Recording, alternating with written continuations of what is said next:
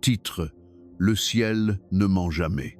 La forêt alpine, d'un vert profond et saturé d'humidité, servait de cadre au camp d'entraînement dans les Alpes françaises. Un exercice conjoint entre l'armée américaine et les forces spéciales françaises battait son plein. Le vent puissant brassé par les rotors des hélicoptères soulevait violemment la poussière du sol, et l'air, chargé d'un mélange d'odeurs de sueur, de poudre et de sève de pin, était lourd d'une tension palpable. L'élite des deux nations était rassemblée, mais dans un coin du camp, une subtile guerre des nerfs se déroulait.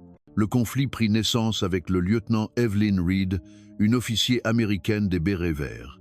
Avec ses cheveux blonds noués en un chignon strict, sa mâchoire carrée et ses yeux d'un bleu glacial, elle incarnait l'archétype de l'officier d'élite caucasienne. Forte de dizaines d'expériences au combat et de centaines de sauts à haute altitude, elle était une figure d'exception parmi les soldats américains participant à l'exercice. À ses yeux, les soldats français, et en particulier le sergent-chef Antoine Lambert, n'étaient que de silencieux militaires européens. « Hé, le Français, tu vas rester planté là sans rien dire?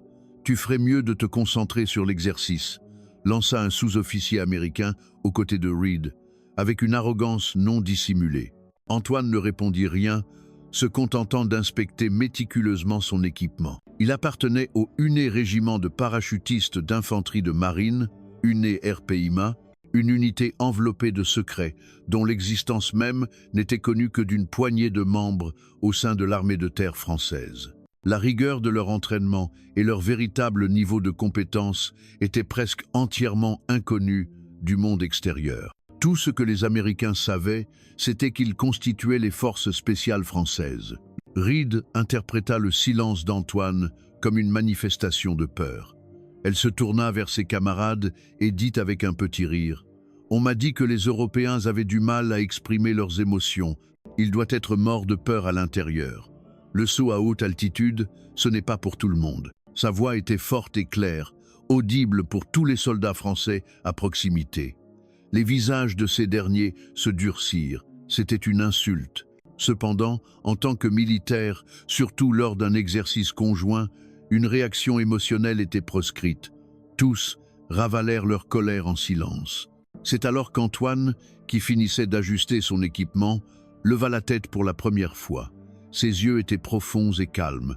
Son regard, dénué de toute émotion lisible, se fixa sur Reed. La peur, le ciel est un lieu honnête. Il n'accepte pas les lâches. La réponse d'Antoine fit légèrement hausser les sourcils de Reed. Intriguée, elle s'approcha de lui. Il la dépassait d'une bonne tête, mais leur carrure était similaire. Cependant, le corps d'Antoine était taillé dans une musculature sèche et dense, dégageant une impression de dureté comme de l'acier forgé. « J'espère que ton talent est à la hauteur de ta répartie. Selon ton dossier, tu as moins de 20 sauts officiels à ton actif. C'est à peine un 10e de mon expérience. »« Yes and no. Il y a des cieux qui ne sont pas répertoriés, » répondit Antoine, toujours aussi laconique. Mais ses paroles recelaient une confiance glaciale. Reed voulut connaître la source de cette assurance insondable. En même temps, son arrogance la poussa à vouloir l'écraser. « Très bien, prouve-le alors. Fais mieux que des mots en l'air. » Reed balaya l'assemblée du regard et éleva la voix. Tous les yeux se tournèrent vers eux. Ce n'était plus une simple joute verbale. Cela devenait une affaire de fierté entre les forces spéciales des deux pays. D'ici au pic de l'Aigle, il y a exactement 10 kilomètres. On saute d'une altitude de 3000 mètres. Le premier qui plante son drapeau au sommet a gagné. Ça te tente ? Des sifflets et des acclamations moqueuses s'élevèrent du côté américain. Pour n'importe quel observateur, les conditions étaient outrageusement en faveur de Reed. Elle était une spécialiste de l'infiltration à haute altitude et connaissait parfaitement la topographie de la région grâce au briefing préalable. En revanche, le dossier d'Antoine était mince et son expérience limitée, rendant son niveau difficile à évaluer. Le chef d'équipe d'Antoine s'approcha, l'air inquiet. Mais Antoine le rassura d'un simple regard. Puis, fixant Reed droit dans les yeux, il dit « Gagner pour gagner, ce n'est pas amusant. Faisons un pari. » « Ah !» Un pari? Un sourire méprisant se dessina sur les lèvres de Reed. « Oui, un pari, si je gagne, vous m'accorderez une nuit, ce soir, sans aucune interruption, complètement. La déclaration explosive d'Antoine plongea le camp d'entraînement dans un silence de mort. Les Américains restèrent bouche bée un instant avant d'éclater d'un rire encore plus tonitruant. Un soldat européen osait demander une nuit à un officier d'élite de l'armée américaine. Pour eux, c'était la comédie la plus absurde du monde. Il est fou, ce type. Il ne se rend pas compte de sa place. Lieutenant, remettez ce jeune prétentieux à sa place. Reed fut d'abord décontenancé, mais la colère monta rapidement. Elle perçut cela non comme une simple provocation, mais comme une insulte sexuelle grave envers elle-même et l'armée américaine. Ses yeux bleus s'embrasèrent de fureur. « J'accepte votre proposition.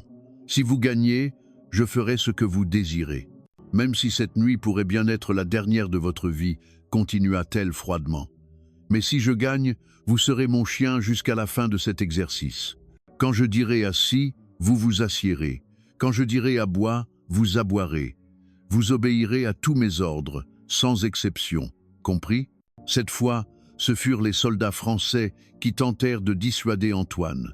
Le pari était trop imprudent. Le prix de la défaite dépasserait l'humiliation personnelle pour jeter le déshonneur sur l'unité entière et par extension sur toute l'armée française. Mais Antoine ne flancha pas. Il semblait même esquisser un léger sourire. Parfait, marché conclu. Sa réponse résonna comme un coup de marteau aux oreilles de tous ceux qui étaient présents. Le pari était scellé. Les Américains, certains de la victoire, scandaient le nom de Reed, tandis que les Français regardaient Antoine avec une expression grave. Ils ignoraient que le UNE RPIMA, l'unité d'Antoine, s'était mesuré officieusement aux forces spéciales du monde entier et n'avait jamais connu la moindre défaite en matière d'infiltration à haute altitude. Et qu'au sein de cette unité, le sergent-chef Antoine Lambert était une légende vivante, surnommé le fantôme. Pour lui, le ciel n'était pas un espace de peur, mais son terrain de jeu le plus libre. Les dés étaient jetés. La fierté de 2 soldats, l'honneur de 2 unités et une promesse dangereuse étaient en jeu. Une course mortelle allait commencer. L'intérieur de l'avion de transport était saturé de bruit et de vibrations. Le rugissement assourdissant des moteurs couvrait les voies, et la tension se lisait sur les visages des soldats assis. Une lumière rouge clignotait, annonçant le saut imminent. Reed était pleine d'assurance. Elle avait vécu ce moment des centaines de fois. Son cœur battait au rythme d'une excitation agréable, et dans sa tête, elle avait déjà simulé le trajet le plus court, les vents prévus et ses mouvements après l'atterrissage. Du coin de l'œil, elle observa Antoine Lambert, assis à côté d'elle. Il avait les yeux fermés, parfaitement immobile. On aurait dit un homme plongé dans un sommeil profond. Quel idiot! Comment peut-il dormir maintenant? Ou est-ce la peur qui l'empêche d'affronter la réalité? Reed ricana intérieurement. Pour elle, Antoine était déjà invaincu. Elle jugea que son esprit avait craqué avant même le début de la compétition. Elle se mit à imaginer comment elle allait l'humilier en guise de prix pour sa victoire. Lui arracher son uniforme et le forcer à ramper dans la boue. Le faire jurer de se venger devant ses camarades. Elle lui ferait payer très cher sa demande d'une nuit. À cet instant, le voyant vert de la porte s'alluma. C'était le signal. Au cri de « Go !», Reed bondit comme un ressort et se jeta hors de l'avion. Un vent glacial la fouetta, et son champ de vision fut instantanément rempli par le ciel bleu et la terre verte. Elle contrôla son corps avec expertise pour adopter une position de chute libre stable. L'altimètre déroulait rapidement les chiffres. Elle tourna la tête pour vérifier où était Antoine, qui devait sauter juste après elle. Mais il n'y avait personne. La porte de l'avion était vide. Aurait-il abandonné? À cet instant précis, elle sentit une ombre passer au-dessus d'elle. Levant instinctivement la tête, Reed n'en crut pas ses yeux. C'était Antoine Lambert. Il tombait comme une balle depuis une altitude bien supérieure, dans une posture presque verticale. Ce n'était pas la position de chute libre standard, dite de tracking. C'était la posture dite de chute tête en bas, head down, une technique extrêmement dangereuse et difficile, les bras collés au corps et la tête pointée vers le bas pour minimiser la résistance de l'air. Cette posture permettait d'atteindre des vitesses phénoménales, mais la moindre erreur pouvait entraîner une perte de contrôle et une spirale mortelle. C'était une technique que seuls les meilleurs parachutistes et membres des forces spéciales au monde osaient tenter. Impossible. Un cri de stupeur s'échappa des lèvres de Reed.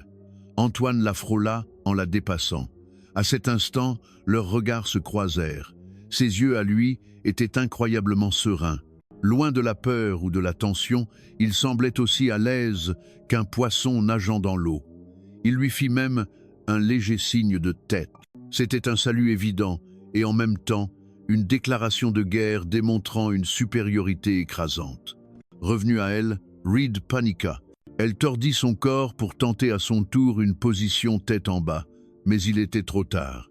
Antoine n'était plus qu'un point lointain s'éloignant à toute vitesse. Sa vitesse de chute dépassait tout ce qu'elle avait jamais expérimenté. Mais qui est-il? D'où sort-il une telle technique? D'innombrables questions traversèrent son esprit, mais elle n'avait pas le temps d'y réfléchir.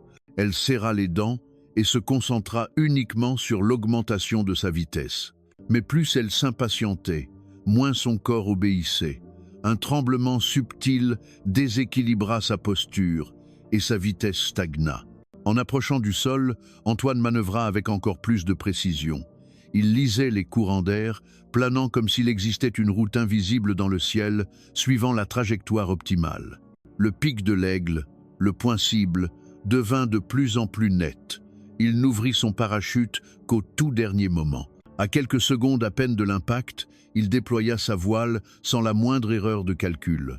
Un son sec retentit alors que l'immense toile se déploya, ralentissant doucement sa chute. Son atterrissage était une œuvre d'art. Contrairement aux atterrissages classiques qui se terminent par une roulade ou un déséquilibre, il se posa sur ses deux pieds avec la légèreté et la précision de quelqu'un qui descend d'un escalier, exactement à l'endroit où le drapeau devait être planté. Pas une feuille ne bougea autour de lui. Un atterrissage parfait. D'un geste expert, il plia son parachute, sortit de sa pochette un petit drapeau tricolore et le fixa sur le mât prévu à cet effet. Quelques instants plus tard, le parachute de Reed s'ouvrit dans le ciel. Son atterrissage, comparé à celui d'Antoine, fut maladroit. Après avoir roulé plusieurs fois sur le sol, elle parvint enfin à se relever. Couverte de poussière, son regard tomba sur le drapeau tricolore flottant au vent et sous celui-ci, la silhouette d'Antoine qui l'attendait calmement. C'était une défaite totale, incontestable, face à une supériorité technique écrasante. Au camp d'entraînement, les soldats des deux nations furent informés de la situation par les rapports radio. Point cible atteint, drapeau sécurisé, France, sergent-chef Antoine Lambert. Avance écrasante. Appelé, le sourire disparut des visages des Américains. Leurs expressions étaient un mélange de stupéfaction et d'incrédulité. Ils ne pouvaient accepter le fait que Reed, qu'ils croyaient être la meilleure, ait été vaincu de manière si humiliante, et ce dans sa propre spécialité, par un soldat européen inconnu. Du côté français, un murmure admiratif s'éleva, qui se transforma bientôt en une immense acclamation qui remplit le camp. C'était le cri de ralliement pour leur héros qui avait défendu leur honneur. Au sommet du pic de l'Aigle, Reed fixait, hébété, le drapeau tricolore qui flottait au vent. C'était comme si toute sa carrière militaire venait d'être niée. Sa fierté était en miettes, et son esprit était un chaos d'émotions contradictoires. Colère, humiliation et une sorte de respect mêlé de crainte pour cet homme inconnu. Antoine ne s'approcha pas. Il se tint simplement à distance, attendant qu'elle reprenne ses esprits. Il ne paradait pas en vainqueur, ni ne se moquait de la perdante. Il affichait une expression neutre, comme si ce résultat était tout à fait naturel. Après un long silence, Reed ouvrit enfin la bouche, sa voix tremblant légèrement. « Mais qui êtes-vous » Pour toute réponse, Antoine s'avança lentement vers elle. Il la regarda droit dans les yeux et dit d'une voix basse mais claire « Et maintenant, parlons de notre promesse, lieutenant. » L'atmosphère dans l'hélicoptère qui les ramenait au camp était glaciale. Les Français, qui avaient célébré leur victoire, et les Américains, sous le choc, étaient tous silencieux. Tous les regards étaient tournés vers les deux protagonistes, Antoine Lambert et Evelyn Reed. Antoine regardait par le hublot, impassible. Son profil était toujours aussi inexpressif, mais il dégageait désormais un poids différent. Il n'était plus le soldat européen qu'on ignorait. Il était devenu une figure redoutable, celui qui avait écrasé l'élite de l'armée américaine. La situation de Reed, en revanche, était pathétique. La tête baissée, elle serrait les poings, qui tremblaient. Son visage pâle était rouge de colère et d'humiliation. Ses camarades n'osaient même pas lui adresser une parole de réconfort. Leurs yeux mêlaient la déception envers leur leader, autrefois respecté, et une hostilité embarrassée envers Antoine. Lorsque l'hélicoptère se posa et que la porte s'ouvrit, les commandants des deux nations les attendaient. Le lieutenant-colonel Maxwell, le commandant américain, s'approcha de Reed avec une expression dure. « Expliquez-moi ce qui s'est passé, lieutenant. J'ai perdu, mon colonel, sans aucune excuse possible. » Reed tenta de garder son calme, mais le tremblement dans sa voix l'a trahi. C'était la première fois de sa carrière qu'elle prononçait le mot défaite. Maxwell ne cacha pas sa déception et lança un regard noir à Antoine, un regard qui semblait dire « Comment osez-vous battre notre championne ?» Le chef d'équipe français, le visage rayonnant de fierté, tapa sur l'épaule d'Antoine. « Bien joué, sergent-chef, tu as sauvé notre honneur. » Mais Antoine ne réagit pas particulièrement aux louanges de son supérieur. Son regard était fixé sur Reed. Ignorant l'agitation et les regards autour de lui, il s'avança d'un pas décidé vers elle. Les soldats américains, méfiants, tentèrent de lui barrer la route, mais Antoine les écarta doucement et se posta devant Reed. « La promesse », dit Antoine d'une voix basse. Le bruit ambiant cessa instantanément. Tous les regards se concentrèrent à nouveau sur eux deux. Le moment était inévitable. Il était temps de régler les comptes du pari. Reed leva lentement la tête. Ses yeux bleus brûlaient de colère et d'humiliation, mais elle était un soldat. Elle savait qu'elle devait assumer ses paroles. « Je sais, je tiendrai ma promesse. » Sa réponse provoqua un murmure d'indignation parmi les Américains. « Lieutenant, vous ne pouvez pas. Vous n'avez pas à tenir une promesse faite à ce type. Ce n'était pas un jeu équitable. Il a dû utiliser une sorte de stratagème. » Mais Reed les fit taire d'un geste de la main. Silence. Une défaite est une défaite, et nous, l'armée américaine, nous ne renions pas notre parole. Elle fixa de nouveau Antoine. « Que voulez-vous? Cette nuit dont vous avez parlé ?» Sa voix était un mélange de mépris et de résignation. Elle s'attendait à ce qu'Antoine fasse d'elle son jouet d'une nuit, l'humilie, la brise. C'était la vengeance la plus cruelle qu'un vainqueur puisse infliger à un vaincu. Antoine la regarda en silence pendant un moment. Ses yeux profonds semblaient sonder son âme. Il semblait lire ses pensées, ses peurs, sa fierté. Après un instant, il parla. Sa voix était étonnamment calme et posée. « Ce soir, à minuit, rejoignez-moi seul dans le vieux hangar à l'entrée et du camp, sans armes, sans équipement de communication. Venez seul. » Sa demande était précise et ferme. Le lieu, l'heure et les conditions. Les Américains protestèrent à nouveau avec véhémence, mais Reed, comme si elle avait déjà tout abandonné, hocha la tête. Entendu. Sa seule parole était chargée d'une multitude d'émotions, la dernière once de fierté d'un soldat qui tient sa promesse et la peur de l'inconnu qui l'attendait. La conversation était terminée. Antoine ne dit rien de plus, tourna les talons et se dirigea vers ses quartiers. Les regards qui le suivaient étaient variés. Ses camarades français étaient perplexes, se demandant ce qu'il avait en tête. Les Américains ressentaient de la colère et une pointe d'anxiété. Cette nuit-là, un lourd silence s'abattit sur le camp. Dans ses quartiers, Reed retira son uniforme et enfila des vêtements civils. Son reflet dans le miroir lui parut étranger.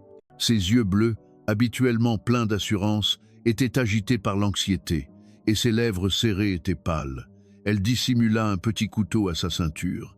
Un dernier geste de défi pour une résistance minimale. Que va-t-il me faire? Me violenter? Des pensées horribles qu'elle ne voulait pas imaginer tourbillonnaient dans sa tête. Mais elle devait y aller. C'était elle qui avait provoqué cette situation. Le prix de son arrogance était bien plus lourd qu'elle ne l'avait imaginé. Alors que minuit approchait, elle quitta discrètement ses quartiers et se dirigea vers le hangar. Et, le lieu du rendez-vous. Dans l'obscurité totale, sans même le clair de lune, la silhouette du vieux hangar se dessinait, sinistre. La porte du hangar était entr'ouverte, laissant filtrer une faible lueur. Reed prit une profonde inspiration, se résolut et pénétra à l'intérieur. La nuit la plus longue et la plus humiliante de sa vie allait commencer. En poussant la vieille porte qui grinçait, elle découvrit un intérieur étonnamment propre. Au centre, une petite lanterne portable éclairait l'obscurité. À côté, 2 rations de combat et une gourde étaient posées sur une vieille caisse en bois qui servait de table. Antoine Lambert l'attendait, adossé contre un mur, les bras croisés. Reed, sans baisser sa garde, inspecta les environs. Y avait-il quelqu'un de caché, un danger quelconque? Mais le hangar était vide, ils n'étaient que tous les deux. Sentant le couteau dissimulé à sa ceinture, elle s'avança lentement. « Tu es venu !» La voix d'Antoine était basse et calme. Sous la lumière de la lanterne, il paraissait encore plus intense. Les ombres accentuaient les traits de son visage, le rendant plus aiguisé et dangereux que d'habitude. « Vous m'avez dit de venir », répondit Reed, s'efforçant de paraître détaché. Mais son cœur battait à tout rompre. Qu'allait-il se passer? Quelle serait sa demande? Antoine se détacha du mur et s'approcha d'elle. Reed recula instinctivement. Sa main se crispa sur son couteau. À cet instant, Antoine s'arrêta. 3 pas les séparaient. La tension était à son comble. « N'aie pas peur », dit Antoine. « Je ne te ferai aucun mal. » Ces mots ne firent qu'accroître la méfiance de Reed. Le loup parle toujours doucement avant de dévorer l'agneau. « Alors, que voulez-vous? Nous avons fait un pari. J'ai perdu. C'est au tour du vainqueur de prendre ce qu'il désire, n'est-ce pas ?» dit-elle, délibérément provocatrice. C'était une façon de masquer sa peur.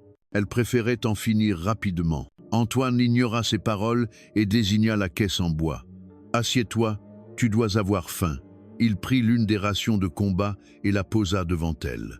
C'était un bœuf bourguignon réchauffé, d'où s'échappait de la vapeur. Reed fut stupéfaite. Elle s'attendait à de la violence ou à des avances sexuelles, mais certainement pas à se voir offrir le dîner. Qu'est-ce que ça signifie? Le dîner, comme tu peux le voir. Vous vous moquez de moi?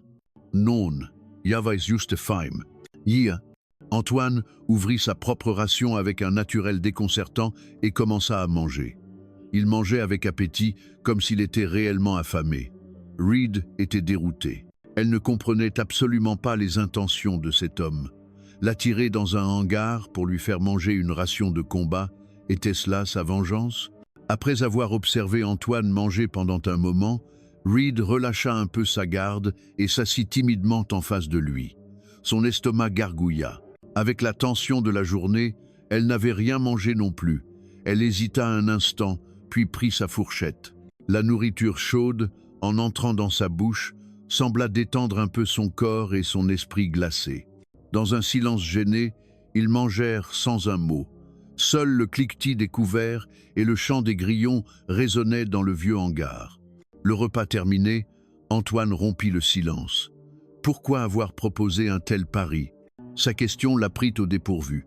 Elle hésita un moment avant de répondre. « Je pensais que vous nous ignoriez, et votre attitude arrogante m'a déplu, » répondit-elle honnêtement. « Mais ce n'était pas tout. Et je voulais me prouver quelque chose. » « Quoi donc? Que je ne suis pas inférieur aux hommes, que je mérite de diriger cette unité. » Sa voix était teintée d'amertume. Survivre en tant que femme officier dans les forces spéciales américaines n'était pas chose aisée. Elle devait constamment travailler 2 ou 3 fois plus que les autres, prouver sans cesse ses compétences. La moindre petite erreur était impardonnable. Cette pression l'avait rendue plus arrogante, plus agressive. Ignorer les soldats français était être une réaction défensive pour cacher sa propre anxiété. Antoine écouta ces paroles en silence. Son regard n'était plus froid. Il y avait même une sorte de profonde compréhension. « Je comprends ». Ce simple mot ébranla le cœur de Reed. Personne ne l'avait jamais comprise. Sa souffrance, sa solitude. Et voilà qu'un soldat étranger disait la comprendre. « Et vous, pourquoi avoir accepté un pari aussi dangereux? Une nuit, à quoi pensiez-vous » C'était à son tour de poser des questions. Elle voulait connaître les véritables intentions d'Antoine. Antoine ouvrit sa gourde et but une gorgée d'eau. Fixant la lumière de la lanterne, il dit calmement « Quand tu nous as ignorés, je n'ai pas senti une insulte personnelle, mais une insulte envers mes camarades et ma patrie. Alors je voulais te montrer quelque chose. Quoi? Que ce que l'on voit n'est pas tout, qu'on ne peut pas juger une personne entièrement sur la base de dossiers et de papiers, et que les soldats français ne sont pas des proies faciles. » Sa voix était calme, mais empreinte d'une fierté intense. Il ne s'était pas battu pour une vengeance personnelle, mais pour l'honneur de son unité et de son pays. Reed resta sans voix. Elle réalisa à quel point elle avait été stupide et superficielle. Elle avait sous-estimé non seulement Antoine Lambert, mais toutes les forces spéciales françaises. La promesse d'une nuit, continua-t-il, ce n'était pas pour t'humilier. J'avais juste besoin de temps pour parler avec toi, en tête-à-tête, en tant qu'êtres humains, au-delà des grades et des affiliations. Ces mots furent un choc. Reed sentit tous les scénarios horribles qu'elle avait imaginés s'effondrer en un instant. Il ne la voyait pas comme un objet de conquête. Il voulait simplement un dialogue. Le silence s'installa de nouveau dans le hangar. Mais ce n'était plus le silence gênant et tendu d'avant. C'était un silence paisible et calme entre deux personnes qui commençaient à se comprendre. Reed n'avait plus peur d'Antoine. Au contraire, il commençait à l'intriguer. Quelle histoire, quelle blessure se cachait derrière cette expression stoïque. C'est alors qu'un léger bruit se fit entendre de l'extérieur. D'abord, elle pensa que c'était le vent, mais elle réalisa bientôt qu'il s'agissait de bruits de pas de plusieurs personnes et de branches qui craquaient. L'expression d'Antoine se durcit instantanément. Il se leva d'un bond et fit signe à Reed de se taire. « Ne bouge pas !» L'atmosphère paisible qui l'entourait avait disparu, remplacée par l'aura meurtrière d'une bête sauvage. Reed, par instinct, se baissa également et sortit le couteau de sa ceinture. Il était clair que des invités indésirables étaient arrivés dans ce lieu d'exercice conjoint pacifique, et leurs intentions n'étaient certainement pas amicales. La nuit du Paris était sur le point de prendre une tournure sanglante et inattendue. « Combien sont-ils » demanda Reed à voix basse. Sa voix tremblait de tension, mais son regard était redevenu celui d'un soldat prêt au combat. Antoine jeta un coup d'œil à l'extérieur à travers une fente dans le vieux mur du hangar. Ses yeux, habitués à l'obscurité, lisaient le paysage nocturne en détail. Au moins 8. Tous armés de fusils automatiques avec silencieux. Leurs mouvements ne sont pas normaux. Ce sont des professionnels, entraînés. Le visage de Reed se crispa à sa réponse. Des intrus armés sur un terrain d'exercice conjoint, c'était impossible. Le lieu était censé être sous la sécurité maximale des deux armées. Il ne pouvait s'agir d'alliés. Leurs mouvements ne sont pas une simple patrouille. C'est une recherche et un encerclement. Ils nous visent. Le jugement d'Antoine était froid et rapide. Il envisageait déjà le pire. Comment ont-ils trouvé cet endroit? Ce hangar. Reed s'interrompit. Ce hangar était un lieu de rendez-vous que seuls eux deux connaissaient. Cela signifiait soit une fuite d'informations internes, soit que leur rencontre elle-même était un piège.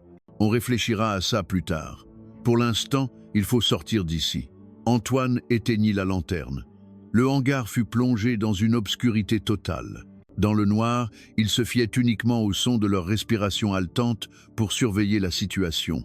Les bruits de pas à l'extérieur se rapprochaient. Ils encerclaient parfaitement le hangar. « Pas d'armes », dit Reed avec désespoir. Elle n'avait qu'un couteau de la taille de sa paume. Antoine était également désarmé. Affronter 8 ennemis armés de fusils automatiques à main nue était un suicide. Pour toute réponse, Antoine se déplaça silencieusement dans l'obscurité, cherchant quelque chose. Bientôt, un lourd tuyau de fer se retrouva dans sa main. Il avait été abandonné dans un coin du hangar. Il tendit le tuyau à Reed. « Prends ça, c'est mieux qu'un couteau. » Pour lui-même, il ramassa un madrier plus court mais robuste. « Tu as une idée ?» demanda Reed. Même dans cette situation désespérée, Antoine était étrangement calme. Son calme lui donnait, contre toute attente, un petit sentiment de sécurité. Une attaque frontale est impossible. Ils sont sûrs qu'on est à l'intérieur. Au moment où on ouvrira la porte, ils nous arroseront de tirs. Antoine balaya rapidement du regard la structure du hangar. Il était vieux et délabré, mais entouré de murs, sans issue de secours. La seule sortie était la porte principale. Ils étaient pris au piège. Le mur du fond, c'est notre meilleure chance. Antoine chuchota en désignant l'arrière du hangar. C'était un mur sommairement renforcé de planches de bois qui semblait sur le point de s'effondrer. Quand je te donnerai le signal, tu défonceras ce mur et tu sortiras. Si tu hésites, tu meurs. Cours dans la forêt et préviens le camp, quoi qu'il arrive. Et toi, je vais les retenir, leur faire gagner du temps. Cela revenait à se sacrifier. Reed secoua la tête. Non, nous nous battons ensemble. Quitte à mourir ensemble, je n'abandonne pas un camarade. Quelques heures auparavant, ils se haïssaient au point de vouloir s'entretuer. Mais maintenant, elle l'appelait son camarade.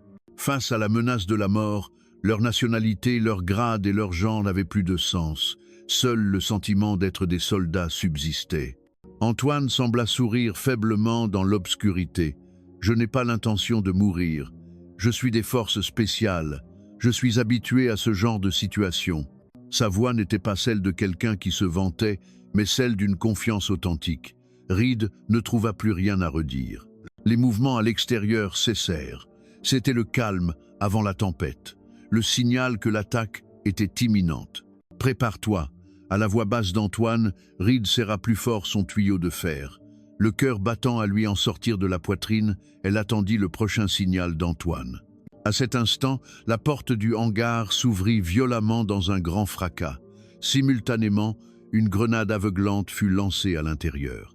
Maintenant, le cri d'Antoine fut plus rapide que l'explosion de la grenade. Il poussa violemment Reed dans le dos et ils se jetèrent ensemble contre le mur du fond. Reed ferma instinctivement les yeux et se boucha les oreilles. Le monde devint blanc et un bruit assourdissant lui déchira les tympans. Les intrus armés qui venaient d'entrer dans le hangar, touchés de plein fouet par la grenade, hurlèrent de douleur. Pendant qu'ils se débattaient, temporairement aveugles et sourds, Antoine défonça le vieux mur de toutes ses forces. Avec un bruit de bois pourri qui se brise, les planches volèrent en éclats, créant une issue. « Course !» Antoine attrapa le bras de Reed et ils s'élancèrent à l'extérieur. La forêt obscure les accueillit. Derrière eux, les cris de rage des ennemis revenus à eux et des coups de feu retentirent. Ta-ta-ta-tam, les balles arrachaient des branches d'arbres et sifflaient dangereusement près d'eux. Une fuite désespérée pour leur survie avait commencé. Dans l'obscurité, face à un ennemi inconnu, un autre champ de bataille venait de s'ouvrir. Le saut à haute altitude de la journée n'avait été qu'un combat d'ego. Mais ceci, c'était la vraie guerre. Le prix de la défaite n'était pas l'humiliation, mais la mort. Et dans cette crise absolue, ils étaient devenus l'un pour l'autre le seul soutien sur lequel ils pouvaient compter.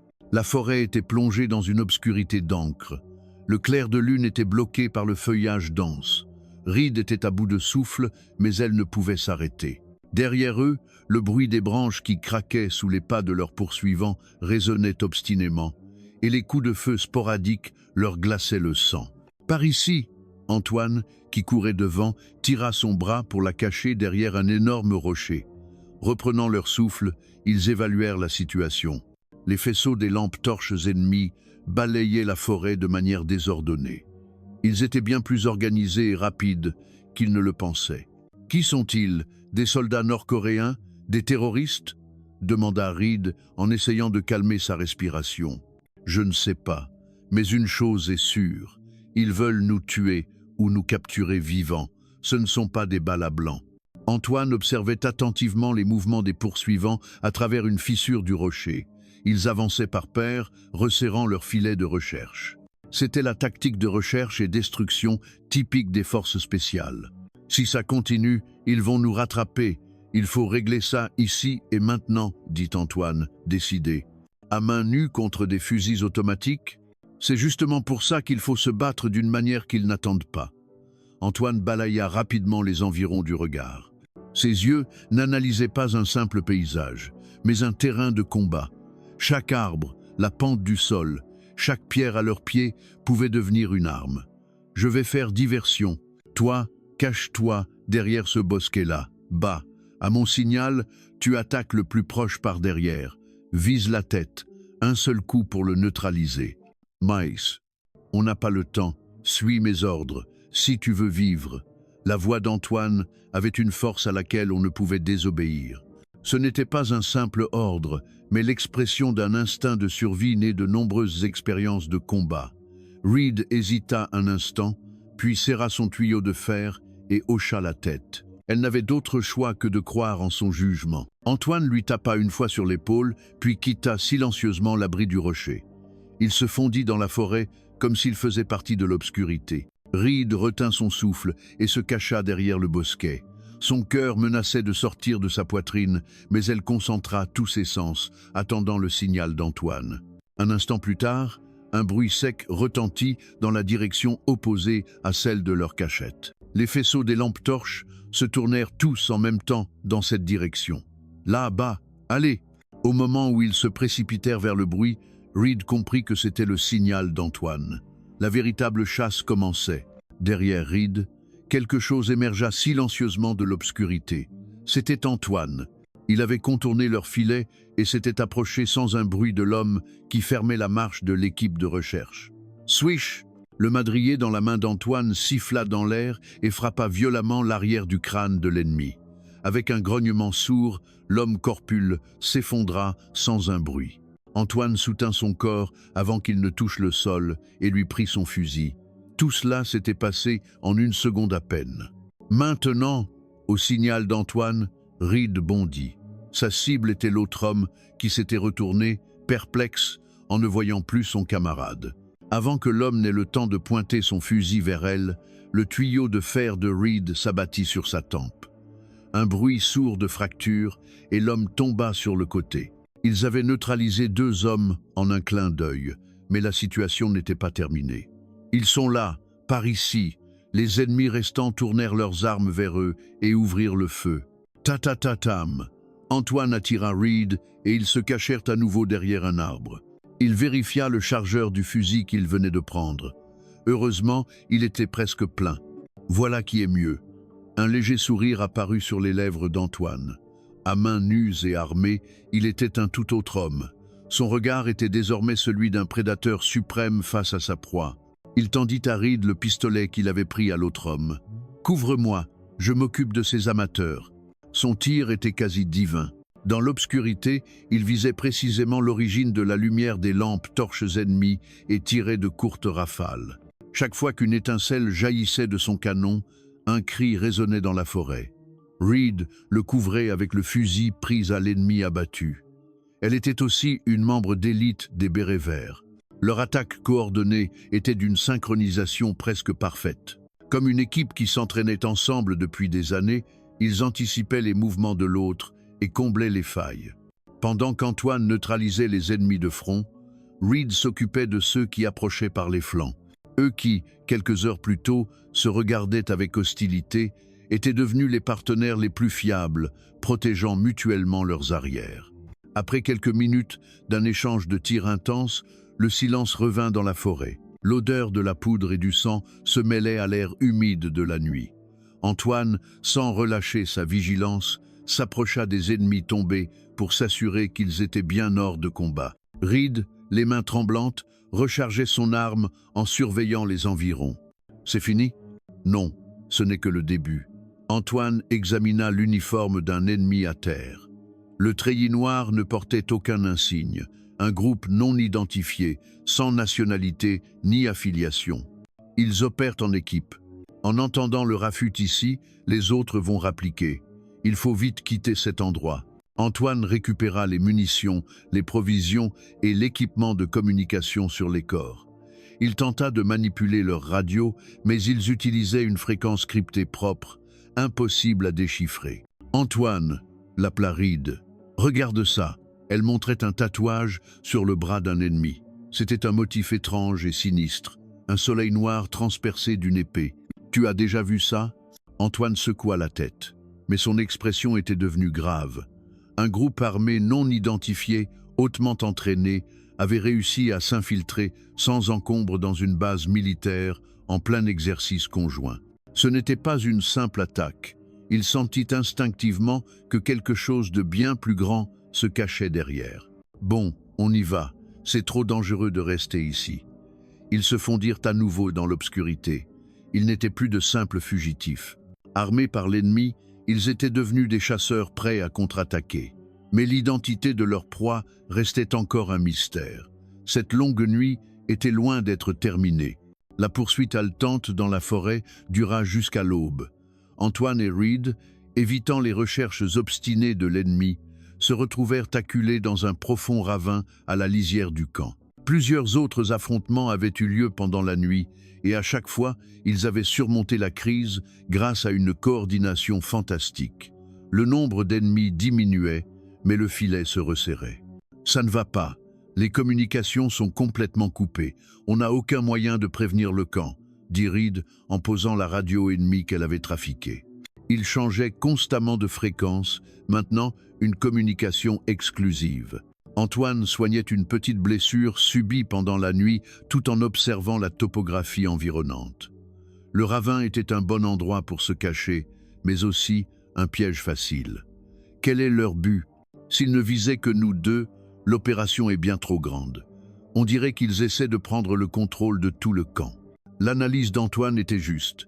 Au début, il avait pensé à une vendetta personnelle ou à un enlèvement, mais l'échelle et l'organisation de l'ennemi suggéraient bien plus. « Tu penses qu'il vise l'exercice lui-même » Le visage de Reed pâlit. Cet exercice conjoint n'était pas une simple simulation.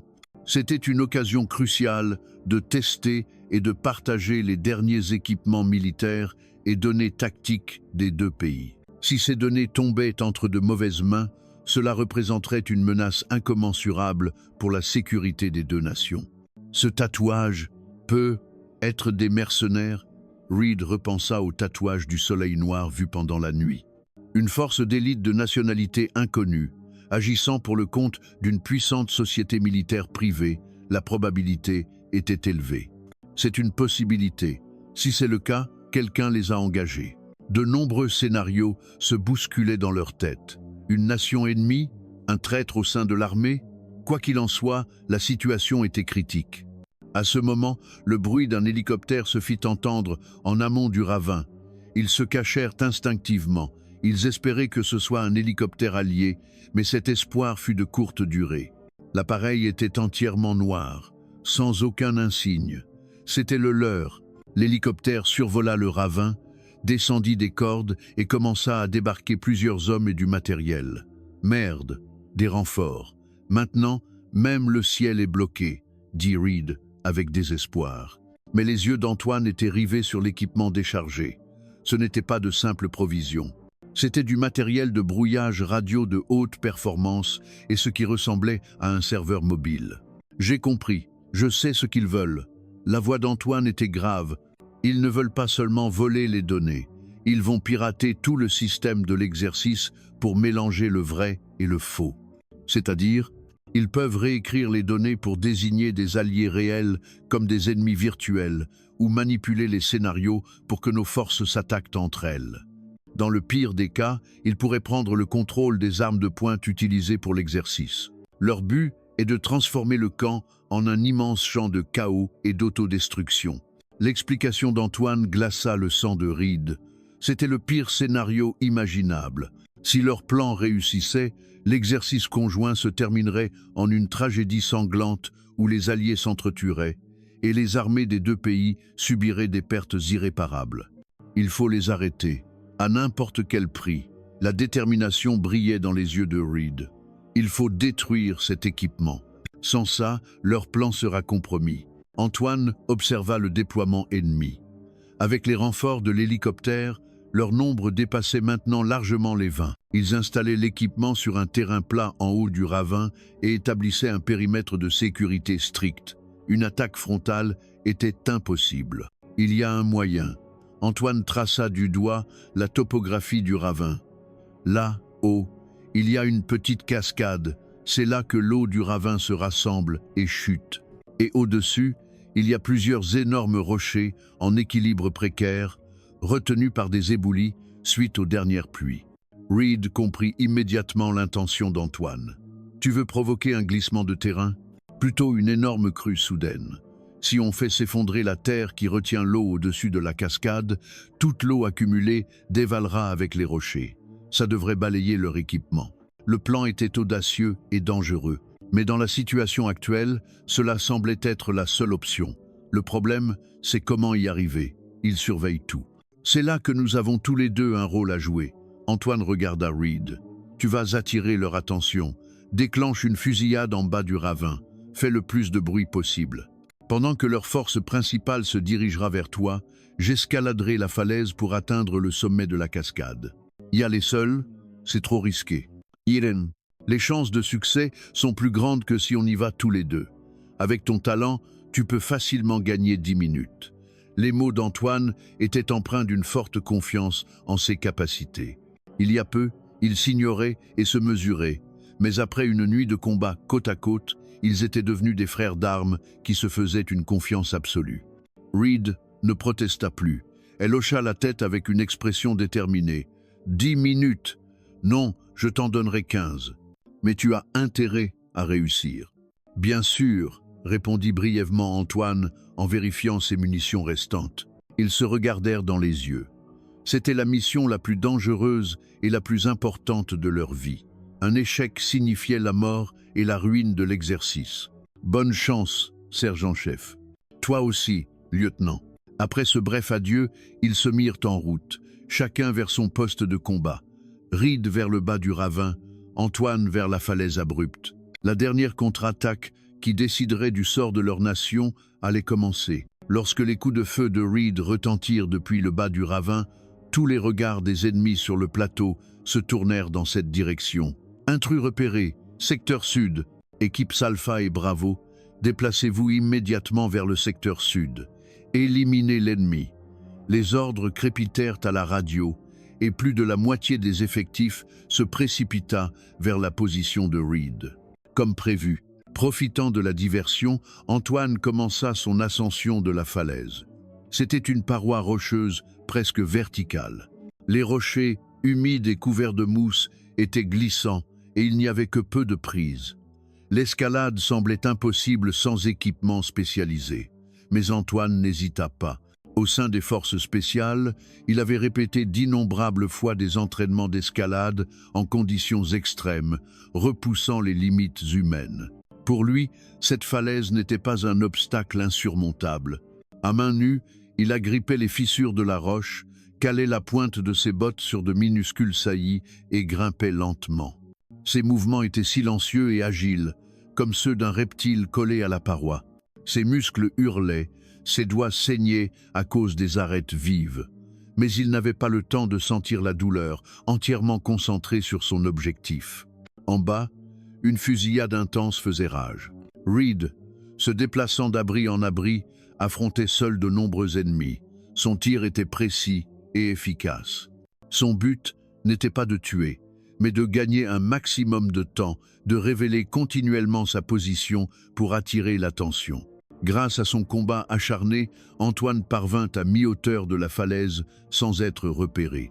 Mais le danger vint d'où il ne l'attendait pas. En haut de la falaise, près de son objectif, 2 sentinelles étaient restées en poste. C'était la dernière ligne de défense pour l'équipement débarqué de l'hélicoptère. « Merde, il faut que je m'occupe d'eux pour exécuter le plan. » Antoine reprit son souffle et évalua la situation. Les sentinelles étaient distraites par la fusillade en bas, mais elles restaient alertes. Les attaquer de front avec un fusil serait un suicide. Antoine détacha prudemment le fusil de son dos. Puis, il sortit quelque chose de sa poche. C'était un couteau de combat pris à l'ennemi. Il le serra entre ses dents et reprit son ascension, cette fois avec une prudence et une discrétion extrême. Chaque pas était un moment de tension intense. Le moindre glissement, le moindre bruit, et il se ferait cribler de balles. Enfin, il atteignit le sommet, juste au pied des sentinelles.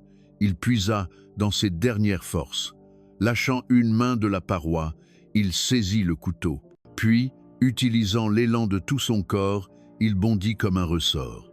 Une des sentinelles aperçut l'ombre noire qui surgissait de sous la falaise et fut saisie de stupeur.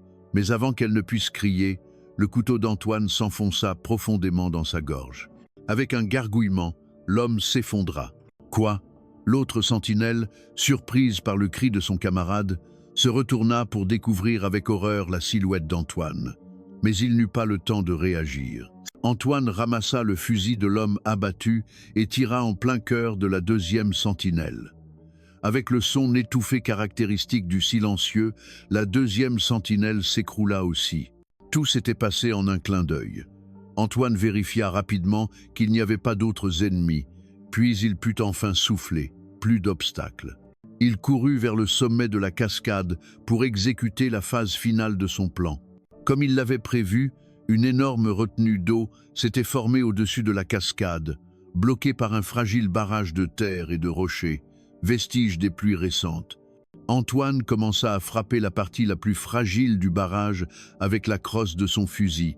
Peu à peu, des fissures apparurent. En bas, Reed tenait toujours bon, mais ses tirs se faisaient de plus en plus sporadiques. Il n'avait plus le temps. Antoine rassembla ses dernières forces et donna un coup de pied au centre des fissures. Grondement. Le barrage céda enfin. Simultanément, la masse d'eau accumulée, ainsi que les rochers instables, dévalèrent la pente avec une force dévastatrice. Qu'est-ce que? Un glissement de terrain! Fuyez! Les ennemis qui installaient l'équipement sur le plateau hurlèrent de panique. Mais le torrent de boue, d'eau et de rochers engloutit tout sur son passage. L'équipement électronique coûteux fut emporté comme du papier, et les ennemis furent balayés par la force brute de la nature. Avec un rugissement qui fit trembler tout le ravin, le plan diabolique des ennemis fut réduit à néant. Debout au bord de la falaise, Antoine contempla la scène. Confirmant le succès de l'opération, il se prépara à rejoindre Reed pour l'aider. Mais au moment où il se retourna, le canon froid d'une arme se pressa contre sa nuque. « Ne bougez pas. You see » Ce n'était pas un ennemi survivant. C'était une voix bien trop familière. Lorsqu'Antoine se retourna lentement, il vit un visage qu'il n'aurait jamais cru voir. Sergent-chef Dubois. Devant lui se tenait le sergent-chef Dubois, le chef d'équipe français, pour cet exercice conjoint. Il tenait un pistolet, le canon pointé précisément sur le cœur d'Antoine. Son visage affichait le sourire glacial d'un traître. « Pourquoi êtes-vous ici, sergent-chef » La voix d'Antoine tremblait sous le choc. Le sergent-chef Dubois. C'était le supérieur qui l'avait guidé depuis son arrivée dans les forces spéciales, celui en qui il avait le plus confiance. Ils avaient mené d'innombrables opérations ensemble, frôlé la mort côte à côte. Un frère d'armes lié par des liens plus forts que la famille. Et c'était lui qui le menaçait de son arme. « Silence, Antoine. Tout se déroulait si bien. Et tu as tout fichu en l'air. » La voix de Dubois était un mélange de déception et d'irritation, comme celle d'un enfant à qui on aurait pris son jouet. Un plan? Ce sont des ennemis. Ils ont attaqué le camp, ils ont essayé de nous tuer. Ennemis? Non, ce sont mes partenaires commerciaux. Et des employeurs très généreux, dit Dubois sans le moindre remords. Ses yeux ne montraient aucune culpabilité, aucun conflit, seulement une cupidité froide et étincelante. Vous avez trahi vos camarades, vendu votre pays pour de l'argent? Les poings d'Antoine tremblaient de rage. Il ne pouvait croire ce qui se passait. La patrie, le patriotisme, c'est pour les gens qui ont le ventre plein. Fais 20 ans dans l'armée et tu verras ce qu'il te reste. Une pension de misère et des cicatrices sur tout le corps. Je prends juste ma part du gâteau. Dubois désigna le bas du ravin du menton. Reed se battait toujours contre les ennemis restants, mais ils étaient trop nombreux. Elle était sur le point de céder. Cette petite Américaine est coriace, tenir si longtemps seule. Mais c'est fini. Tu vas mourir ici, elle va mourir là-bas. Et tout sera mis sur le dos de terroristes non identifiés. Plutôt malin, non? La trahison était révélée. Dubois avait utilisé ses informations internes pour faire entrer le groupe de mercenaires. Le piège du hangar était destiné à les éliminer et à leur faire porter le chapeau. Le pari n'avait été qu'un prétexte pour rendre le tout naturel. Mais pourquoi moi? Pourquoi m'avoir impliqué? Parce que tu es trop doué, Antoine Lambert. Tes compétences étaient le plus grand risque pour mon plan. C'est pourquoi tu étais ma cible numéro 1 dès le début. Mais je ne m'attendais pas à ce que tu fasses ce pari avec elle. Ça a rendu les choses beaucoup plus faciles. Le canon de Dubois toucha le front d'Antoine. Le contact froid du métal se propagea à son cerveau. Un dernier mot. Pour mon ancien protégé, j'écouterai tes dernières volontés. Antoine ferma les yeux. une foule de pensées traversa son esprit. Le visage de ses camarades, le ciel de sa patrie et la silhouette de Reed se battant désespérément en bas. Il ne pouvait pas mourir comme ça. Quand il rouvrit les yeux, son regard n'exprimait plus le désespoir ou la colère. Seule une lueur d'une froideur absolue y brillait. « J'ai une question. » M'accusez. « Laquelle ?» Vous disiez toujours, sergent-chef, un soldat meurt en laissant son honneur. Cet honneur valait-il la peine d'être échangé contre de l'argent? À la question d'Antoine, le visage de Dubois se crispa un instant. C'était une phrase qu'il répétait souvent avant sa corruption. Antoine avait touché la petite parcelle de conscience qui pouvait encore subsister en lui. Dubois hésita une fraction de seconde. Antoine ne manqua pas cette occasion. Bam! Le corps d'Antoine bougea comme l'éclair. Il tordit le poignet de Dubois qui tenait l'arme et plongea en même temps dans sa garde. C'était du Krav Maga, l'art martial enseigné à l'élite des forces spéciales. Grrr! Surpris par la contre-attaque, Dubois grogna. Mais il était lui aussi un soldat aguerri. Il ignora la douleur de son poignet et repoussa Antoine pour reprendre de la distance. Un combat au corps à corps acharné commença sur l'étroite corniche. L'un tentant de prendre l'arme, l'autre de la garder. Les deux frères d'armes d'hier utilisaient maintenant toutes leurs compétences pour sauter la vie. Les coups pleuvaient, et le bruit sourd des os et de la chair qui s'entrechoquent résonnait. Sale gamin! Dubois avait l'avantage de l'expérience, mais Antoine avait la jeunesse et une rage féroce. Dans la lutte, leurs corps s'enchevêtrèrent et ils commencèrent à dévaler la pente de la falaise. Hugues, roulant sur la pente abrupte, ils furent lacérés par les branches et heurtés par les rochers. Quand ils reprirent conscience, ils gisaient dans un petit bosquet à mi-hauteur de la falaise. Le pistolet que Dubois avait lâché se trouvait à mi-chemin entre eux. Ils se jetèrent presque simultanément sur l'arme, mais Dubois fut légèrement plus rapide. Au moment où il saisit le pistolet, Antoine attrapa sa cheville et le fit tomber. « Lâche-moi !» Dubois se débattit, mais Antoine s'agrippa à lui désespérément. C'est alors qu'un cri de Reed se fit entendre d'en bas. « Antoine !» Elle avait finalement été encerclée et était sur le point de se rendre. Son cri fit naître la panique dans le cœur d'Antoine. À cet instant, Dubois, de sa main libre, sortit un couteau de sa ceinture, et il le planta sans pitié dans le bras d'Antoine qui le retenait. Triple K. La douleur fulgurante fit lâcher prise à Antoine un instant. Profitant de cette ouverture, Dubois le repoussa d'un coup de pied, se releva et pointa de nouveau son arme. « C'est la fin, Antoine !» Au moment où Dubois allait appuyer sur la détente, pan! Un coup de feu retentit. Mais la balle n'atteignit pas Antoine, mais l'épaule de Dubois. Arrgh! Dubois hurla et lâcha son arme. Se tordant de douleur, il se retourna pour voir Reed, qui avait neutralisé un de ses ravisseurs et lui avait pris son arme, le fixant. Son visage était sale de terre et de sang, mais son regard brillait d'une lueur d'acier. Le canon de la justice pointait sur le traître. Evelyne. Antoine n'en croyait pas ses yeux. Celle qu'il avait sauvée d'une mort certaine n'était autre qu'elle. Reed s'approcha lentement de Dubois, qui saignait de l'épaule. Le pistolet dans sa main ne tremblait pas, visant son cœur. « Bouge et je te fais sauter la tête, traître !» Sa voix était glaciale. Dubois, se tenant l'épaule, s'agenouilla. Il regardait Reed avec incrédulité. « Toi, comment ? Tes amis m'ont sous-estimé. » Reed avait fait semblant de se rendre pour relâcher leur vigilance. Puis, elle avait désarmé le plus proche et contre-attaqué.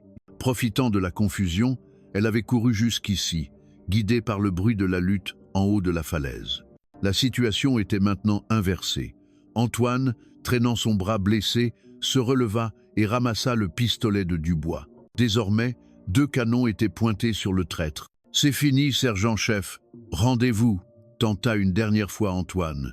Mais les yeux de Dubois ne montraient aucun regret. Au contraire, la folie de celui qui a tout perdu y brillait. « Fini ? Ce n'est pas fini. Si je meurs ici, je vous emmène avec moi. » Dubois sortit quelque chose de sa poche, un petit émetteur. « Vous savez ce que c'est ? Le détonateur à distance des bombes que j'ai placé dans tout le camp. Si j'appuie sur ce bouton, tout cet endroit partira en fumée. » À sa menace, Les visages d'Antoine et de Reed se crispèrent. Si c'était vrai, cet endroit deviendrait un enfer. « Tu es fou, tu vas tuer tes propres hommes, dit Reed avec mépris. Des hommes? Devant l'argent, il n'y a pas d'hommes. Allez, jetez vos armes, sinon on meurt tous ensemble, cria Dubois, à moitié désespéré. Situation de blocage. Il ne pouvait pas bouger. C'est alors que le regard d'Antoine capta quelque chose. Derrière Dubois, dans la forêt, un léger mouvement. D'abord, il pensa à un animal, mais il réalisa bientôt que c'était une silhouette humaine.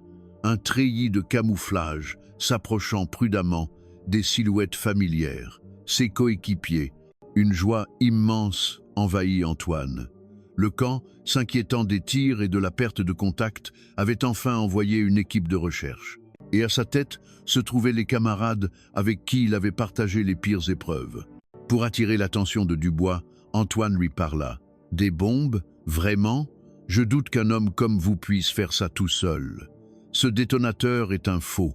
Arrêtez de jouer la comédie. » « Sale gamin !» provoqué, Dubois perdit la raison. Toute son attention était focalisée sur Antoine. À cet instant, Antoine fit un clin d'œil à Reed. Un signal subtil, mais elle, qui avait partagé une nuit de survie avec lui, comprit immédiatement. 3, 2, 1. Au même moment où Antoine comptait mentalement, Reed tira au pied de Dubois. Pan!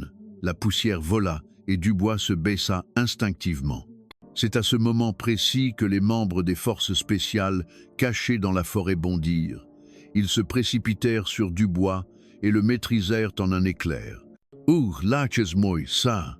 Dubois se débattit désespérément, essayant d'appuyer sur le bouton du détonateur, mais il ne put rien contre la force de ses assaillants. Le détonateur lui glissa des mains et fut impitoyablement écrasé sous la botte d'un soldat. La situation fut réglée en un instant.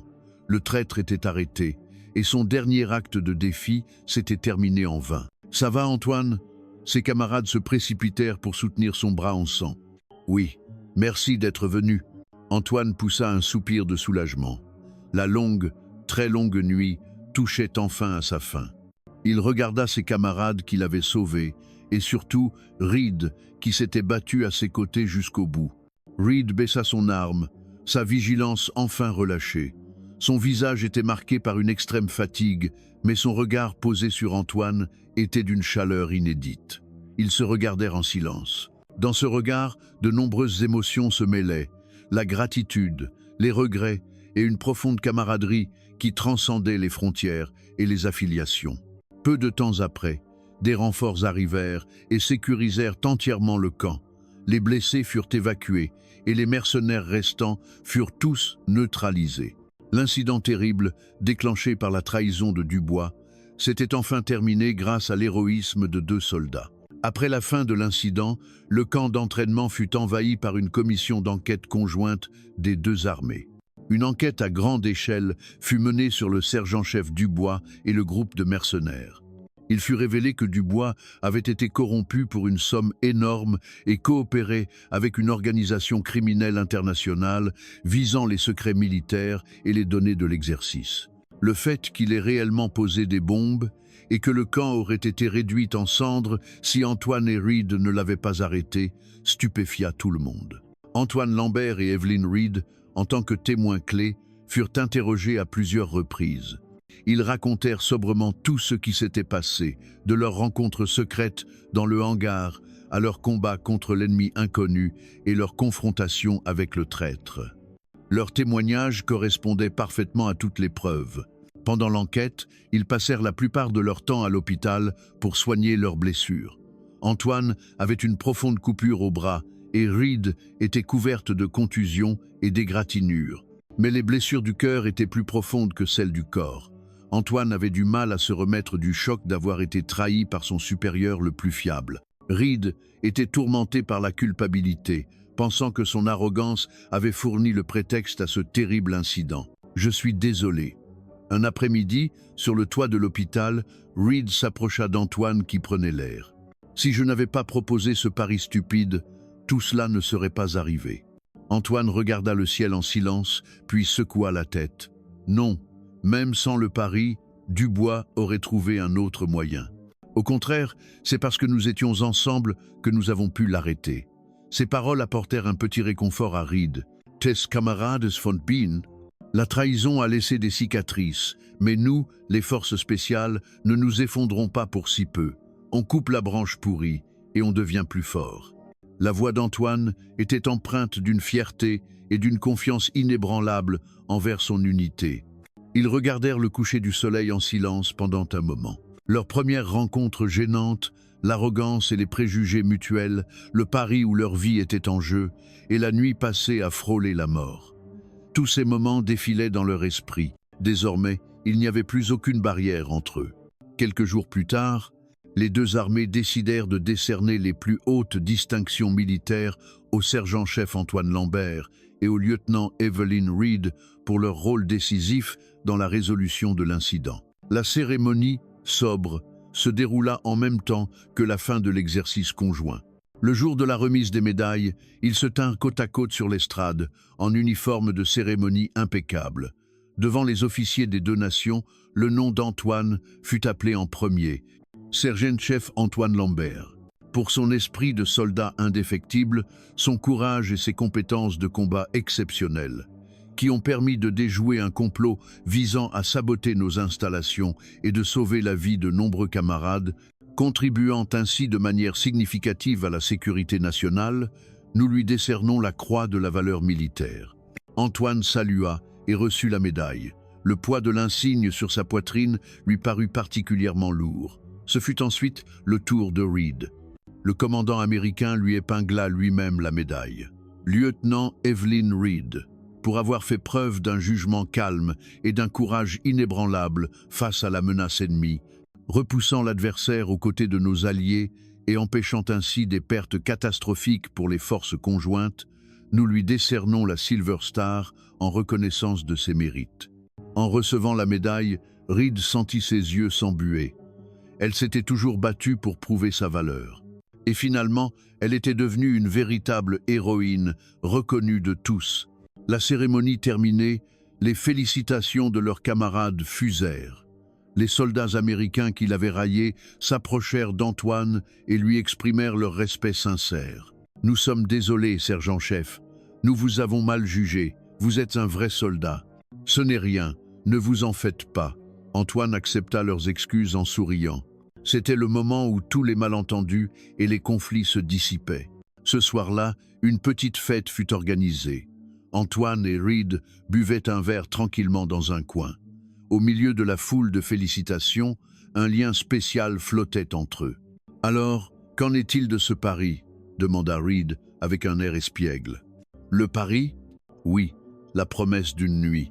Est-elle toujours valable ?» Au mot de Reed, Antoine réfléchit un instant. Puis il sourit et dit « J'ai l'impression que cette promesse a déjà été tenue cette nuit-là dans le hangar. »« Ah bon ? Je n'ai souvenir que d'avoir mangé une ration de combat et tiré au fusil, » rétorqua Reed en riant. Le souvenir de cette nuit terrifiante était maintenant devenu une anecdote dont ils pouvaient rire ensemble. « Alors permettez-moi de tenir ma promesse correctement. Une fois l'exercice terminé, si vous avez le temps, que diriez-vous d'un dîner ensemble ? Pas des rations de combat cette fois, mais quelque chose de vraiment bon. » À cette proposition soudaine, le visage de Reed rougit légèrement. Ce n'était plus la promesse d'un vainqueur à un vaincu. C'était la promesse d'un homme et d'une femme. Le début d'une nouvelle relation entre deux personnes qui s'appréciaient mutuellement. « Oui, j'attends ça avec impatience, sergent-chef. » Mate Woodhaven. Ils se regardèrent et sourirent radieusement. Les blessures guérissaient et à leur place, à côté des médailles glorieuses, un nouveau lien commençait à germer. Le dernier jour de l'exercice conjoint arriva. Le camp était en effervescence. Les Américains préparaient leur retour, les Français leur prochaine mission. Un mois d'entraînement intense touchait à sa fin. Reed, en faisant ses bagages, regarda par la fenêtre. La promesse de dîner faite avec Antoine quelques jours plus tôt résonnait encore dans son esprit. Elle sentait naître en elle un sentiment qui dépassait la simple camaraderie. Mais tout se terminait aujourd'hui. Elle rentrait en Amérique, il restait en France. Le mur de la réalité était haut et épais. C'est alors que quelqu'un frappa à la porte de ses quartiers. « Entrez, C'était Antoine.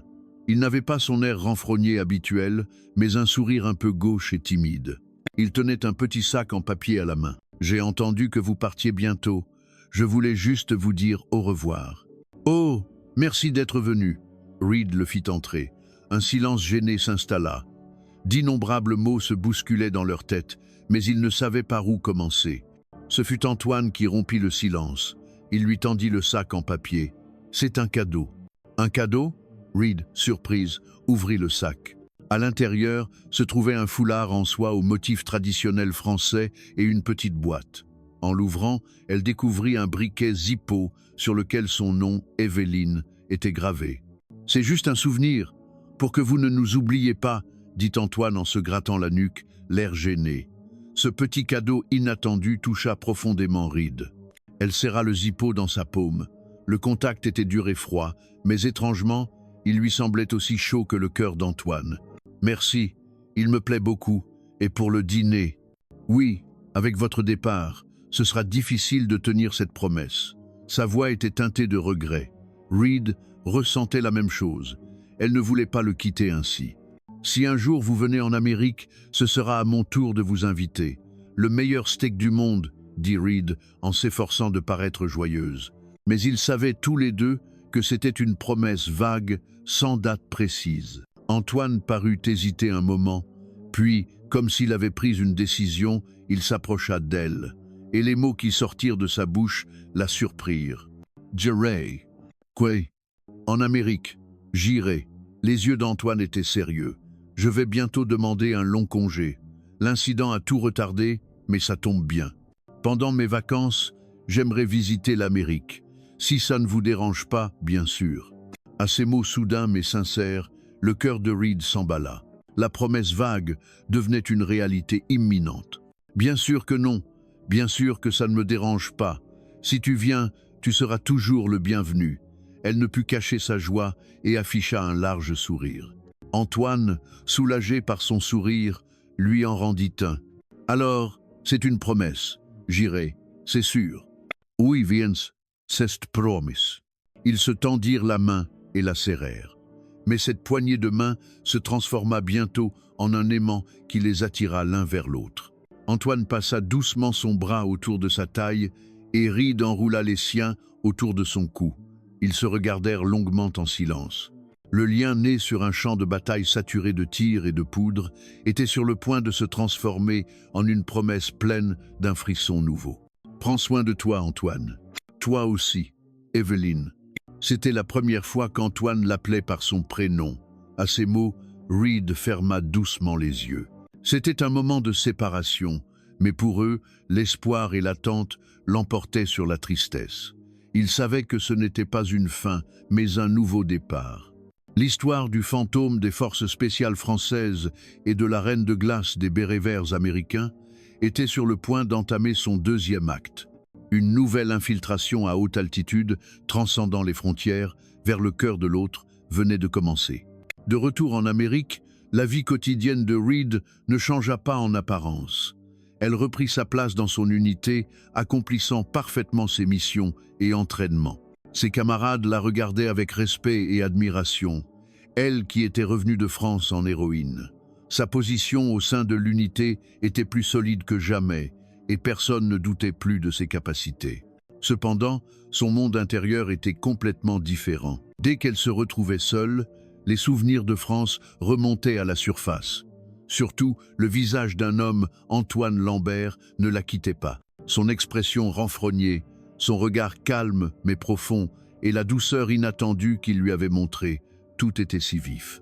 Elle avait posé le Zippo gravé qu'Antoine lui avait offert à l'endroit le plus visible de son bureau. Parfois, en le manipulant, elle se rappelait leurs promesses. Viendrait-il vraiment en Amérique? Avait-il réussi à obtenir son congé? Ou avait-il changé d'avis? L'attente était plus longue et plus difficile qu'elle ne l'imaginait. Ils s'échangeaient des nouvelles par email de temps en temps. Les emails d'Antoine étaient à son image, courts et concis. Il ne demandait pas particulièrement de ses nouvelles, mais se contentait de décrire sobrement ses entraînements et son quotidien. Cependant, Reed sentait à travers ces quelques lignes qu'il pensait à elle. Elle lui racontait aussi son quotidien, et n'oubliait jamais d'ajouter à la fin de ses réponses un simple « Je t'attends ». Pendant ce temps, en France, Antoine vivait une situation similaire.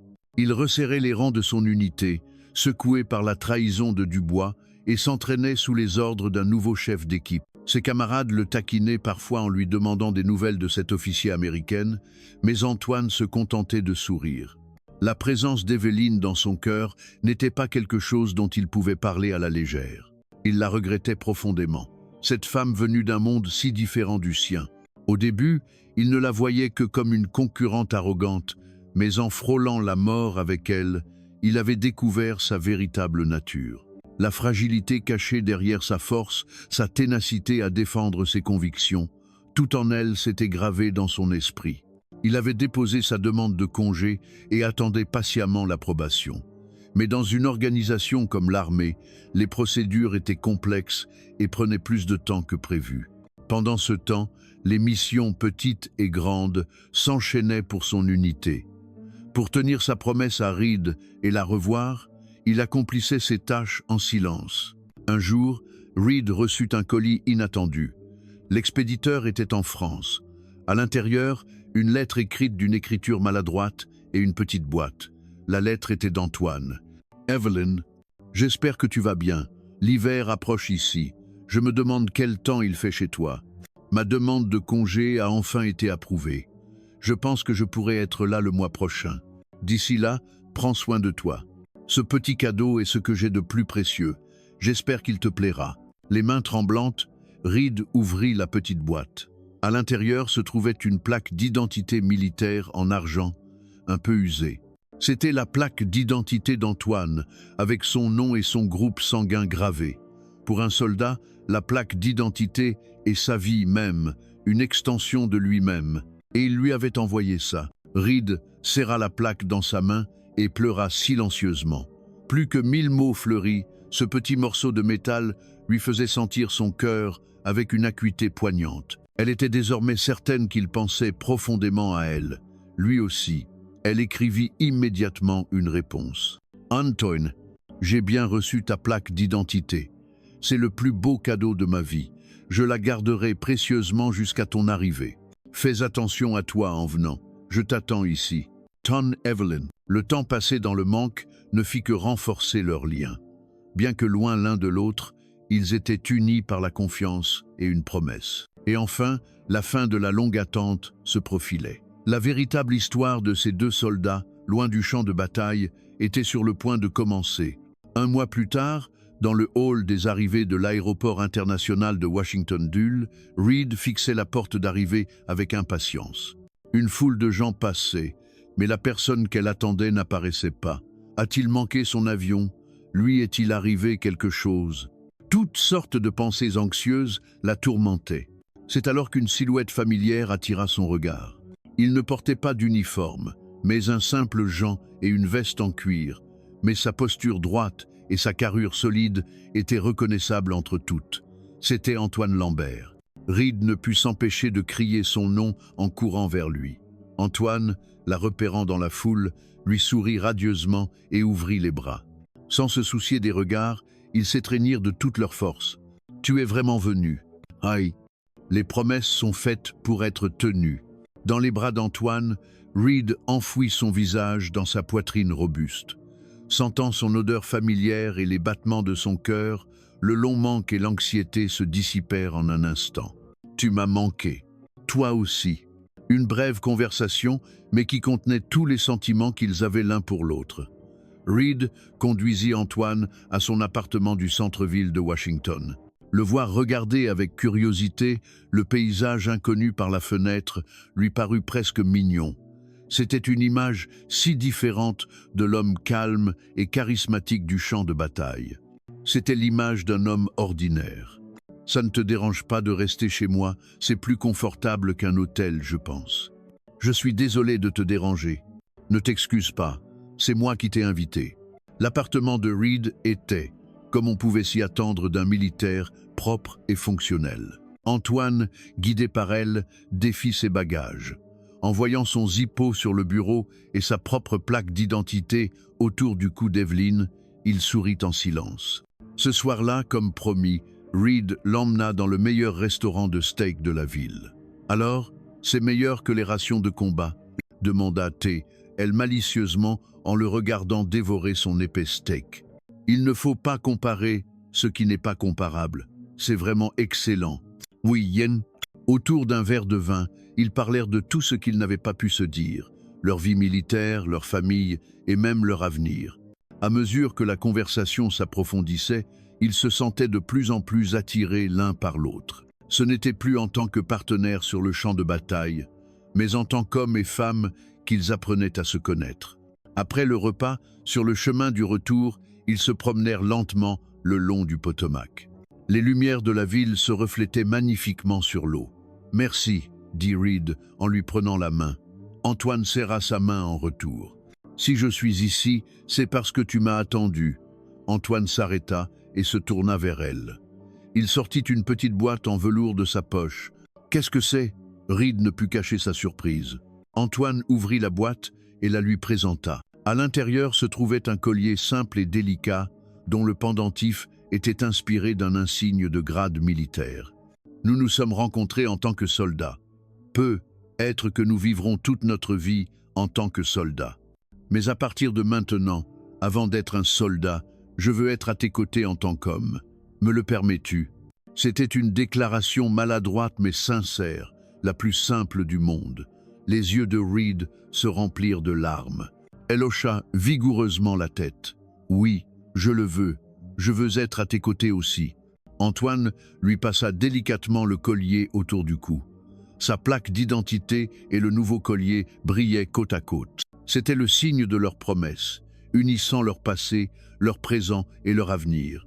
Antoine prit doucement son visage entre ses mains et l'embrassa. Contrairement à l'air froid de la nuit au bord de la rivière, leur baiser était brûlant. Le lien dangereux né de l'arrogance et des préjugés s'était enfin transformé en un bel amour qui transcendait les frontières. Les vacances d'Antoine passèrent comme un rêve. Comme n'importe quel couple, ils visitèrent Washington, allèrent au musée, au cinéma, se promenèrent dans les parcs. Sans leur uniforme, ils n'étaient qu'un couple amoureux. Reed présenta officiellement Antoine à ses amis et collègues. D'abord méfiants, ils finirent par bénir sincèrement leur relation en voyant la fiabilité, la sincérité d'Antoine et le regard chaleureux qu'il portait sur Reed. Ses collègues qui connaissaient l'incident en France dirent que leur histoire d'amour était digne d'un film et les encouragèrent sans réserve. Le dernier jour de ses vacances, ils décidèrent de faire du parachutisme ensemble, le passe-temps de longue date de Reed. C'était dans le ciel qu'ils s'étaient rencontrés et avaient reconnu la valeur de l'autre. En montant dans l'avion léger, ils se tinrent la main en silence. La tension de leur premier saut avait disparu, remplacée par une confiance et un amour profond. « Prête ?» demanda Reed en arrivant au point de largage. « Toujours », répondit Antoine avec un sourire. Ils se jetèrent ensemble hors de l'avion.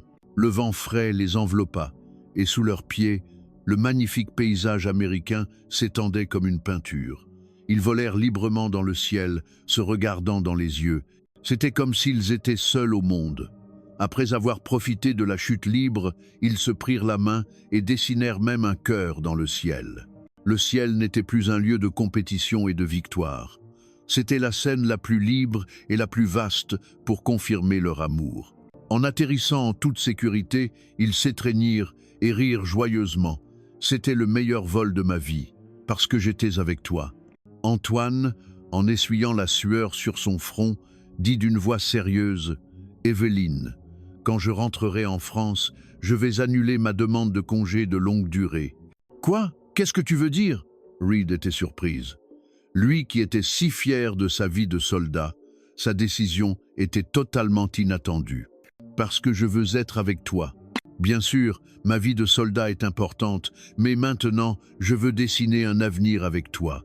Si tu es d'accord, je veux venir ici. » Sa décision n'était pas un coup de tête impulsif d'un homme aveuglé par l'amour.